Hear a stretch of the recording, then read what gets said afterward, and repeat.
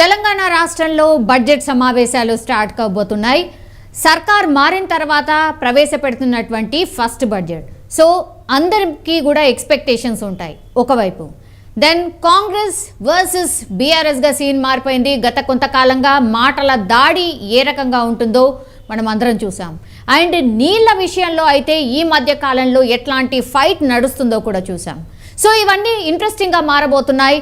And రేపు మాజీ CM KCR and BRS floor leader KCR రేపు అసెంబ్లీకి హాజరవుతారా లేదా, ఇది అందరికీ ఉన్నటువంటి ఇంట్రెస్టింగ్ పాయింట్ కూడా. సో మాట్లాడదాం. మనతో పాటు ఉన్నారు సంజయ్, ఇన్పుట్ ఎడిటర్. సంజయ్, ఏం జరగబోతోంది రేపు అసెంబ్లీలో? బడ్జెట్ సమావేశాలు, కాంగ్రెస్ సర్కార్ వచ్చిన తర్వాత ఫస్ట్ బడ్జెట్ సమావేశాలు అందరూ కూడా ఎక్స్పెక్ట్ చేస్తారు ఎట్లా ఉంటాయి ఏంది అనేసి. ఒకటి. Then BRS floor leader KCR for the first time అసెంబ్లీకి వస్తారని అందరూ ఎక్స్పెక్ట్ చేస్తున్నారు. రాబోతున్నారా, రావట్లేదా? సౌమ్య, మొత్తమైన రేపు తెలంగాణ రాష్ట్ర బడ్జెట్ సమావేశాలు రేపు జరగబోతున్నాయి. దీనికి సంబంధించింది ఇప్పటికే రాష్ట్ర ప్రభుత్వం రేవంత్ రెడ్డి ముఖ్యమంత్రికి సంబంధించినటువంటి కాంగ్రెస్ పార్టీ కొత్తగా కొలువుదీరినటువంటి కాంగ్రెస్ గవర్నమెంట్ ముఖ్యమంత్రి రేవంత్ రెడ్డికి సంబంధించి రేపు అసెంబ్లీ బడ్జెట్ సమావేశాలు వాడి వేడిగా జరుగుతాయి అనేసి ఉద్దేశంతో అంటే చాలా పకడ్బందీగా కొంత అంటే రాష్ట్ర బడ్జెట్ ఎలా ఉండాలి, ఏ విధంగా ఉండాలి అనేసి కసరత్తు అయితే ఇప్పటికే రాష్ట్ర ప్రభుత్వము అంటే రకరకాల చర్యలు అయితే చేపట్టింది. అదేవిధంగా బీఆర్ఎస్కి సంబంధించినటువంటి ఫ్లోర్ లీడర్ మాజీ ముఖ్యమంత్రి కె చంద్రశేఖరరావు రేపు అసెంబ్లీకి వస్తున్నాడా లేదు అనేది తెలంగాణ ప్రజలు ఎదురు చూస్తున్నటువంటి ఒక అంశం. ఎందుకంటే కాంగ్రెస్ పార్టీ ఇచ్చినటువంటి ఉచిత హామీలు ఏవైతే ఉన్నావో వీటన్నిటినీ అసెంబ్లీ వేదికగా ప్రజాపక్షాన మాట్లాడాలి, కేసీఆర్ రావాలనేసి తెలంగాణ ప్రజలు ఎదురు చూసినటువంటి అంశము. కాకపోతే రేపు కేసీఆర్ అసెంబ్లీకి అంటే రేపు కేసీఆర్ అసెంబ్లీకి వస్తలేడు అనేసి బీఆర్ఎస్ వర్గాలు ఇప్పటికే అంటే ఆఫ్ ది రికార్డులో బీఆర్ఎస్ వర్గాలు ఇప్పటికే దీనిపైన ఒక అవగాహన వచ్చింది. రేపు కేసీఆర్ మాజీ ముఖ్యమంత్రి చంద్రశేఖర్ బీఆర్ఎస్ ఫ్లోర్ లీడరు రేపు అసెంబ్లీకి రావడం లేదు అనేసి తేల్చి చెప్పారు. ఎందుకంటే రేపు 13వ డేట్ నాడు అంటే నల్గొండలో జరిగేటటువంటి భారీ బహిరంగ సభలో అక్కడే ప్రజాక్షేత్రంలోనే ఈ ప్రభుత్వాన్ని ఎండగడతాము, ప్రజాక్షేత్రంలోనే ఈ ప్రభుత్వంపై ఇచ్చినటువంటి హామీలకు సంబంధించినటువంటి అంశాలను లేవనెత్తుతామనేసి మాజీ ముఖ్యమంత్రి కేసీఆర్ రేపు జరిగేటటువంటి నల్గొండ సభలో వీటన్నింటిని ఎండగడతామనేసి దానికోసమే అసెంబ్లీకి రావట్లేదు అనేసి బీఆర్ఎస్ వర్గాలు ఇప్పటికే ప్రకటించడం జరిగింది. నిజంగా కేసీఆర్ రేపు అసెంబ్లీకి వస్తే ప్రజాక్షేత్రమైన ఒకటే, అసెంబ్లీ అయిన ఒకటే, ప్రజల కోసము ఎక్కడి నుంచి అయినా కూడా ప్రజల యొక్క గలాన్ని వినిపించడానికి అసెంబ్లీ నిజమైన వేదిక అనేసి ప్రజలు ఆశిస్తున్నారు. కానీ మాజీ ముఖ్యమంత్రి కేసీఆర్ మాత్రము ప్రజాక్షేత్రము అనేది ప్రజల మధ్యలో ఉండేసేసి చర్చలు జరగాలి, ప్రజల మధ్యలో ఉండేసేసి భారీ బహిరంగ సభ ఏర్పాటు చేసి ప్రజల కోసం ఏర్పాటు చేసినటువంటి ఈ ప్రభుత్వము ఎందుకు ప్రజల కోసము మేలు చేస్తలేదు? ఇప్పటి వరకు రకరకాలు ఇచ్చినటువంటి సూపర్ 6 గ్యారంటీలకు సంబంధించినటువంటి అంశము ఎందుకు అమలు చేయడం లేదు? ఇప్పటికీ 60 రోజులు గడిచిపోతుంది ప్రభుత్వం ఏర్పడి, ఎందుకు ఈ 66 గ్యారంటీలకు సంబంధించినటువంటి అంశము ఎందుకు అమలు చేయడం లేదు అనేసి మాజీ ముఖ్యమంత్రి కె చంద్రశేఖరరావు బీఆర్ఎస్ భవన్లో గత వారం రోజులుగా కంటిన్యూగా పార్లమెంటు నియోజకవర్గాలకు సంబంధించినటువంటి అభ్యర్థులతోటి సమావేశమై ఇదే డిస్కషన్.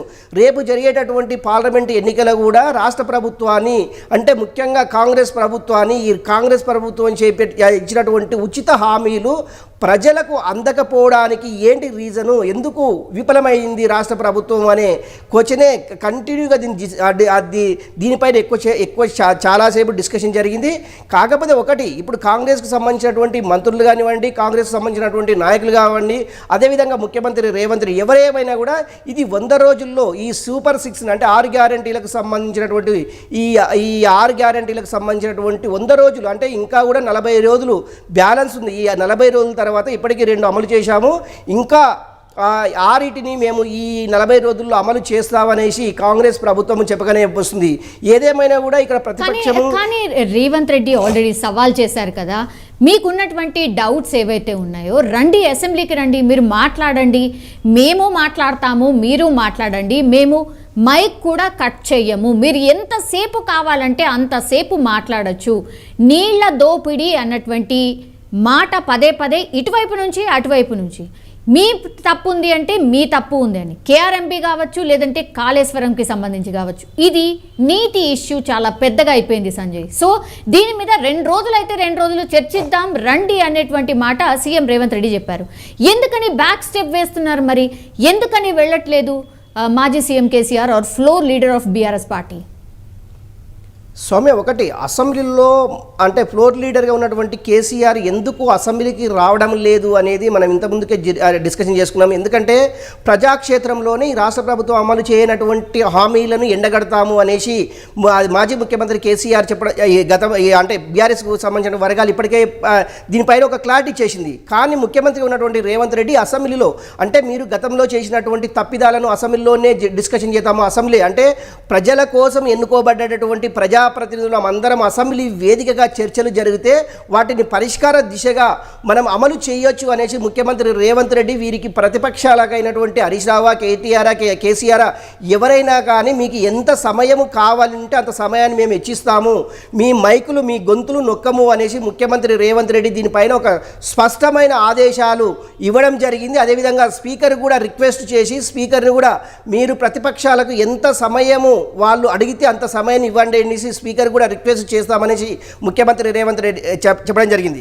కాకపోతే ఏంటంటే ప్రతిపక్షాలు ఉన్నటువంటి బీఆర్ఎస్ నాయకులు కావచ్చు, బీఆర్ఎస్ ఫ్లోర్ లీడరు మాజీ ముఖ్యమంత్రి కేసీఆర్ కావచ్చు, ఎవరేమైనా కూడా రేపు అసెంబ్లీలో వీటన్నిటిపైన డిస్కషన్ చేయాలి అంటే సమయం సరిపోదు అనేసి ఒక వంక పెట్టుకొని తర్వాత ఏంటంటే వీళ్ళు మాట్లాడే మధ్యలోనే ఎవరికి రాష్ట్ర ప్రభుత్వానికి అనుకూలంగా ఉన్నప్పుడు మైకులు ఆన్ చేయడము, రాష్ట్ర ప్రభుత్వానికి వ్యతిరేకంగా మాట్లాడినప్పుడు గొంతులు అది మైకులు మూగబోయడం చేయడము, ఇలాంటి వల్ల అసెంబ్లీలో మాట్లాడడానికి రాష్ట్ర ప్రభుత్వం అధికార పక్షంలో ఉన్నటువంటి కాంగ్రెస్ ప్రభుత్వం అవకాశం ఇవ్వదు అనేసి బీఆర్ఎస్కి సంబంధించినటువంటి నేతలు కావచ్చు, అదేవిధంగా బీజేపీకి సంబంధించినటువంటి నేతలు కావచ్చు, ప్రతిపక్షాలకు సంబంధించినటువంటి నేతలు ఎవరైనా సరే అధికార పార్టీ ఎప్పుడైనా కూడా వాళ్ళ సైడే ఎక్కువ సమయం కేటాయిస్తారు కనుక ప్రజల కోసం ప్రజల సమస్యలపైన అసెంబ్లీలో మాట్లాడడానికి ఇది సరైన వేదిక కాదు. ప్రజాక్షేత్రంలోనే ప్రజల కోసము ప్రజలకు ఎన్నుకోబడేటువంటి ప్రభుత్వం పైన ఎండగట్టడానికి ప్రజాక్షేత్రమే మంచి అవకాశము, మంచి సమయము అనేసి మాజీ ముఖ్యమంత్రి కేసీఆర్ ఆయా నాయకులతోటి చర్చించినట్లు సమాచారము. నిజంగా ఒకవేళ మాజీ ముఖ్యమంత్రి ఉన్నటువంటి కేసీఆర్ రేపు అసెంబ్లీకి వస్తే ఏం డిస్కషన్ చేయబోతున్నారు, ఒకవేళ అసెంబ్లీకి వస్తే రాష్ట్ర ప్రభుత్వం ఏ విధంగా వాళ్ళని అప్పుడు గతంలో ఉన్నటువంటి వాళ్ళు చేసినటువంటి అవినీతి పైన ఎలాంటి పైన నిలదీయబోతున్నారు అనేది ఒక చర్చ అయితే రాష్ట్ర రాజకీయాల్లో జోరుగా చర్చ అయితే జరుగుతుంది. ఒకటి కాళేశ్వరంకి సంబంధించినటువంటి మేడిగడ్డ అంటే పిల్లర్ కుంగిన విషయం కావచ్చు, అదేవిధంగా మిషన్ కాకతీయకు సంబంధించినటువంటి కావచ్చు, మిషన్ భగీరథకు సంబంధించినటువంటి 40,000 కిలోమీటర్లకు సంబంధించినటువంటి పైప్ లైన్ ఏదైతే ఉందో ఇది ఎవరు ఆధీనం అంటే ఎవరు కాంట్రాక్ట్లో ఈ వర్క్ చేయించారు, ఇందులో ఎవరెవరు ఇన్వాల్వ్మెంట్ ఉంది, నిజంగా ఈ 40,000 కిలోమీటర్లకు సంబంధించినటువంటి మిషన్ భగీరథకు సంబంధించినటువంటి ఈ పైప్ లైన్ వ్యవస్థకు సంబంధించిన ఒక సీనియర్ ఐఏఎస్ అధికారిని వీడి విచారణ కమిటీగా వేయడం రాష్ట్ర ప్రభుత్వము ఈరోజు దీనికి సంబంధించినటువంటి అప్డేట్స్ని మొత్తం టోటల్ వీటిపైన ఒక డిస్కషన్ చేసేసి దీనికి ఒక కమిటీ వేయడం జరిగింది. ఇది రెండవది.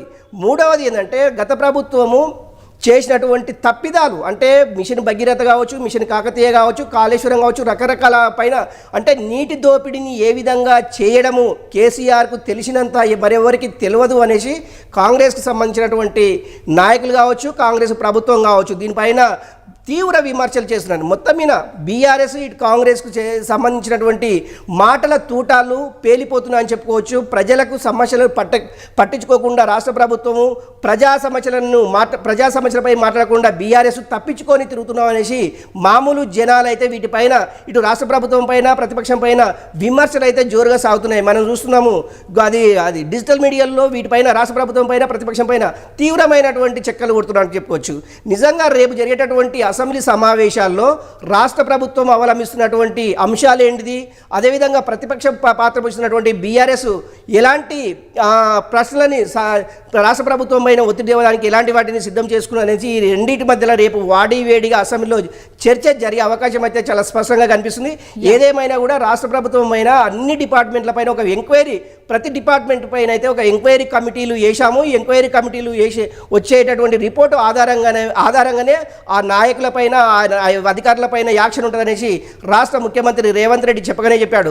నిజంగా కూడా రేపు జరిగేటటువంటి అసెంబ్లీ సమావేశాల్లో ప్రతిపక్షంలో ఉన్నటువంటి బీఆర్ఎస్ పైన ఎలాంటి ఒత్తిడి ఉండబోతుంది, ఎలాంటి అంశాలను లేవనెత్తబోతున్న అంశం అయితే రాష్ట్ర ప్రజానీకం అయితే ఎదురు చూస్తుందని చెప్పుకోవచ్చు. Soumya, yes Sanjay, definitely assembly సమావేశాలు ఎన్ని రోజులు ఉంటాయో అన్ని రోజులు కూడా మాటల యుద్ధం అయితే డెఫినెట్లీ ఉండబోతోంది. అది ఒక విషయం పక్కన పెడితే సంజయ్, ఆఫ్టర్ అసెంబ్లీ సమావేశాలు కొనసాగుతుండగానే ఇప్పుడు నల్గొండలో బీఆర్ఎస్ 13వ తారీఖున బహిరంగ సభ అని ఆల్రెడీ అనౌన్స్ చేసిన పరిస్థితి కనిపిస్తోంది. ఇంకో ఇన్నర్ ఇన్ఫర్మేషన్ కాంగ్రెస్ పార్టీ నుంచి ఏం తెలుస్తోంది అంటే, ఆ రోజే 2 హామీలు ఏవైతే ప్రకటించారో ప్రియాంక గాంధీని అదే రోజు పిలిపించి ద సేమ్ నల్గొండ వేదికగానే అక్కడే సభ పెట్టబోతున్నారు అనేది కూడా వినిపిస్తోంది. నిజంగా ఇది జరగబోతోందా? ఒకటి సౌమ్య, అంటే కేసీఆర్ అంటే జలదోపిడికి సంబంధించినటువంటి అంశాలను రాష్ట్ర ప్రభుత్వం అవలంబిస్తున్నటువంటి తీరుపైన భారీ బహిరంగ సభ నల్గొండలో అనుమతి కావాలని రాష్ట్ర ప్రభుత్వానికి కోరంతో నల్గొండ జిల్లాకు సంబంధించినటువంటి ఎస్పీ దీప్తి ఎవరైతే ఉన్నారో ఇక్కడ యాక్షన్ 30 ఈ సంబంధించినటువంటి సభలు సమావేశాలు ఏర్పాటు చేయడానికి అనుమతి లేదు అనేసి ఆమె కరాఖండిగా చెప్పడం జరిగింది. అదిలోనే వెంటనే ఆమె సాయంత్రానికల్లా ఏం లేదు, మీరు అనుమతి ఉంది అనేసి ఎప్పుడైతే అక్కడ నల్గొండ ఎస్పీ గారు చెప్పిన వెంటనే ఆ సభకు సంబంధించినటువంటి ఏర్పాట్లపైన అప్పటికే బీఆర్ఎస్ నాయకులు చాలా భారీ ఎత్తున చేస్తారు. ఎందుకంటే మొదటిసారిగా మాజీ ముఖ్యమంత్రి మొదటిసారిగా ఆయన బహిరంగ సభ ఎలా ఉండబోతుంది అనే అంశంపైన అయితే అక్కడ రాష్ట్ర ప్రజానీకం అయితే ఎదురు చూస్తున్నటువంటి అంశము. ఒకటి, కేసీఆర్ మాటల తూటాలు అందరికీ తెలిసిన విషయమే. ఆయన అంటే నిజంగా కూడా రాష్ట్ర ప్రభుత్వము ఇచ్చినటువంటి హామీలపైనే మెయిన్గా ఫోకస్ చేసేసి 6 గ్యారంటీలకు సంబంధించిన అంశము నల్గొండ భారీ బహిరంగ సభల్లో ప్రజావేదికగా ఈ ప్రభుత్వాన్ని ఎండగట్టడానికి కేసీఆర్ చేసినటువంటి ఈ బహిరంగ సభని అని చెప్పుకోవచ్చు. అందులో భాగంగా అదే రోజు ప్రియాంక గాంధీ అంటే గతంలో ముఖ్యమంత్రి రేవంత్ రెడ్డి చెప్పినట్లు రేపు అంటే ఈ 500 రూపాయలకు సిలిండర్కు సంబంధించిన అంశం ఏదైతే ఉందో దీనిపైన వీటన్నిటిపైన ఇప్పటికే కసరత్తు మొదలైంది. కసరత్తుకు సంబంధించినటువంటి రాష్ట్ర ప్రభుత్వం ఒక ప్రణాళిక తయారు చేసింది. ఈ ప్రణాళికల్లో ఎంతమంది సబ్సిడీ గ్యాస్కు అర్హులు అనేది మొత్తం లిస్ట్ అవుట్ చేసింది. లిస్ట్ అవుట్కు సంబంధించినటువంటి ప్రియాంక గాంధీని నల్గొండ జిల్లాకు పిలిపించి నల్గొండ జిల్లా నుంచే ఈ 500 రూపాయల గ్యాస్ సిలిండర్కు సంబంధించినటువంటి ఆమె చేతుల మీదుగానే మహిళలకు అందించే కార్యక్రమాన్ని రాష్ట్ర ప్రభుత్వము అలా యోచిస్తుంది. ఒక్కటి. రెండవది ఏంటంటే కాంగ్రెస్ ప్రభుత్వములు ఏర్పడ్డ తర్వాత రెండోసారి అధికారంలోకి వచ్చిన తర్వాత ఒకటి ఫస్ట్ రెండు అమలు చేయడం జరిగింది. మూడవది ఈ 500 రూపాయలకు సంబంధించినటువంటి సిలిండర్ ఏదైతే ఉందో ప్రియాంక గాంధీ చేతుల మీదుగా అందరికీ అందించాలని ఒక ఉద్దేశంతో ప్రియాంక గాంధీని 13వ డేట్ నాడే నల్గొండకు పిలవడం జరుగుతుందనేసి కాంగ్రెస్ వర్గాలు ఇప్పటికే కొంత కాంగ్రెస్ గాంధీ భవన్లో చెక్కలు కొడుతున్నటువంటి అంశము. నిజంగా ఒక పక్క మాజీ ముఖ్యమంత్రి కేసీఆర్ భారీ బహిరంగ సభ, మరో పక్క రాష్ట్ర ప్రభుత్వము ఉచిత 500 రూపాయల సిలిండర్ సంబంధించిన ప్రియాంక గాంధీ భారీ బహిరంగ సభ, ఈ రెండిటికి ఎలా కుదురుతుంది అనేసి పోలీసులు తలమునకలు అవుతుందని చెప్పుకోవచ్చు. నిజంగా కూడా ఓ పక్కన అధికార పక్షము, మరో పక్కన ప్రతిపక్షం చేస్తున్నటువంటి ఈ అడావుడి అంటే నల్గొండ పోలీసులు అయితే అడలెత్తిస్తున్నారని చెప్పుకోవచ్చు. ఒకటి సౌమ్య. రెండవది ఏంటంటే సెక్యూరిటీకి సంబంధించినటువంటి ఇటు అది ప్రతిపక్షం చేస్తున్నటువంటి కేసీఆర్ బహిరంగ సభ, అదేవిధంగా ప్రియాంక గాంధీ వస్తున్న భారీ బహిరంగ సభకు సంబంధించినటువంటి రాష్ట్ర ప్రభుత్వం ఇప్పటి వరకు అయితే అంటే ఒకటి అధికారికంగా ప్రకటన అయితే ఇక్కడ చేయలేదు. కాకపోతే గాంధీ భవన్లో ఈ యొక్క 500 సిలిండర్ సబ్సిడీ సిలిండర్కి సంబంధించినటువంటి గాంధీ భవన్లో చెక్కలు అయితే కొడుతుందని చెప్పుకోవచ్చు. సౌమ్య, ఇప్పుడు ఇద్దరు నాయకులు కూడా పెద్ద నాయకులు. సో అటు ప్రతిపక్ష నాయకుడు ఎవరైతే ఉన్నారో బీఆర్ఎస్ అధినేత KCR for the first time నల్గొండకు వెళ్ళబోతున్నారు. దెన్ ఇప్పుడు ప్రియాంక గాంధీ ఏమో హామీల్లో భాగంగా ఆమె కూడా అక్కడికి రాబోతోంది. ఇద్దరు పెద్ద లీడర్స్. ఒక నల్గొండ అనేది ఒక చిన్న డిస్ట్రిక్ట్ అనుకోవచ్చు. సో నిజంగానే మీరన్నట్టుగా సభలకు వెళ్ళేటప్పుడు ఎంత పెద్ద ఎత్తున మంది మార్బలం ఉంటారు ఆర్ ప్రజలు వెళ్ళబోతున్నారు మీకు అందరికీ తెలుసు. అండ్ సిటీకి కూడా చాలా దగ్గరగా ఉంటుంది నల్గొండ. సో ఎట్లా మేనేజ్ అవుతుంది? నిజంగానే పాసిబిలిటీ ఎంతవరకు ఉంది? అంటే 2 సభలు కూడా ఒకటే దగ్గర పెట్టడానికి నిజంగా ఎంతవరకు పాసిబిలిటీ ఉంది సంజయ్? స్వామి ఒకటి ఆల్రెడీ అధికారికంగా బీఆర్ఎస్ అయితే ఇప్పటికే ప్రకటించింది, పోలీసు అనుమతి, ఎస్పీ అక్కడ ఉన్నటువంటి దీప్తి గారు కూడా దీనికి అనుమతి ఇవ్వడం జరిగింది. అంటే కేసీఆర్ దీనికి వచ్చి ఈ సభకు ఏర్పాట్లకు సంబంధించినటువంటి ఇప్పటికే బీఆర్ఎస్ శ్రేణులను ఆదేశించారు. బీఆర్ఎస్కి సంబంధించినటువంటి బీఆర్ఎస్ సంబంధించినటువంటి ఎక్స్ ఎమ్మెల్యేలు కావచ్చు, ఎక్స్ మినిస్టర్లు కావచ్చు, ఎక్స్ ప్రజెంట్ ఎమ్మెల్యేలు కావచ్చు, ఎవరేమైనా కూడా ఈ భారీ బహిరంగ సభలో అందరూ తోడ్పడేసి భారీ బహిరంగ సభను సక్సెస్ చేయాలి. అంటే కొత్తగా కొలువు తీరినటువంటి కాంగ్రెస్ ప్రభుత్వం పైన ఇరుచుకుపడడానికి ఒక ప్రజా వేదిక అనేసి కేసీఆర్ చెప్పారు. అందులో భాగంగానే ఇక్కడ ఏర్పాటు చేస్తున్నటువంటి ఈ భారీ బహిరంగ సభకు తెలంగాణ ప్రజానిక మొత్తం తరలి వచ్చే అవకాశం ఉంది అనేసి బీఆర్ఎస్ శ్రేణులు చెప్పడం జరుగుతుంది.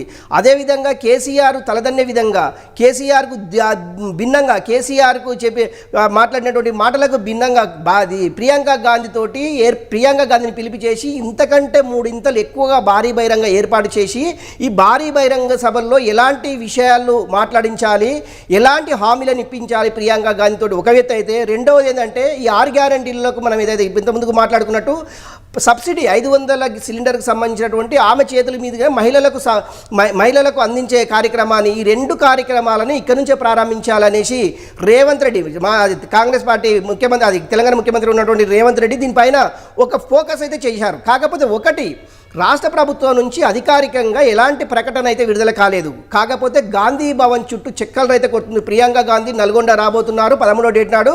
500 రూపాయల సబ్సిడీ సిలిండర్ ప్రియాంక గాంధీ చేతుల మీదుగా మహిళలకు అందజేయనున్నారు అనేసి చాలా ప్రచారం అయితే చాలా బలంగా సాగుతుంది.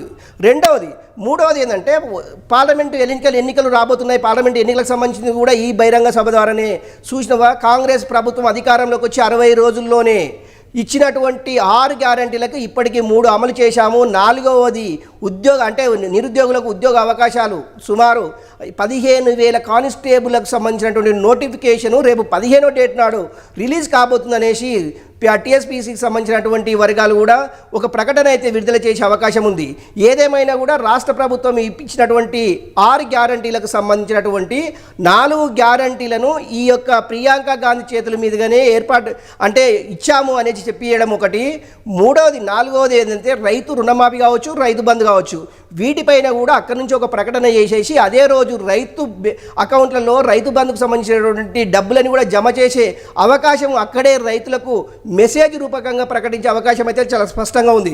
ఈ 6 గ్యారంటీలకు సంబంధించినటువంటి ఓన్లీ ఒకటి ఏంది అంటే 2 లక్షల రుణమాఫీ ఒకటి, అదేవిధంగా 2 లక్షల ఉద్యోగాలకు సంబంధించినటువంటి ప్రకటన కూడా రేవంత్ రెడ్డి చేసే అవకాశం ఉంది.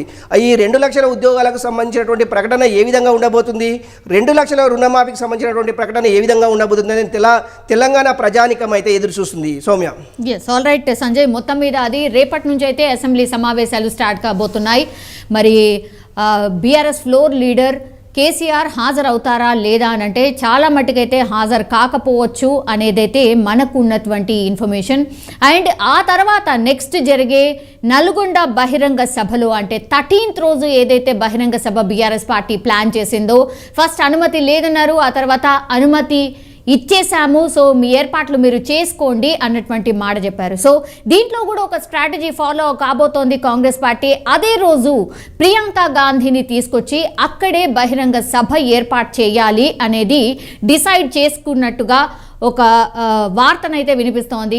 ఎస్పెషల్లీ గాంధీ భవన్లో ఈ వార్త అయితే ఎక్కువగా చక్కర్లు కొడుతున్న పరిస్థితి కనిపిస్తోంది. మేబీ పాసిబిలిటీ కూడా ఉండొచ్చు, ఎందుకంటే ఫస్ట్ పర్మిషన్ లేదు బీఆర్ఎస్ పార్టీకి అన్నారు, దెన్ పర్మిషన్ ఇచ్చారు, దెన్ కాంగ్రెస్ పార్టీ తరఫున కూడా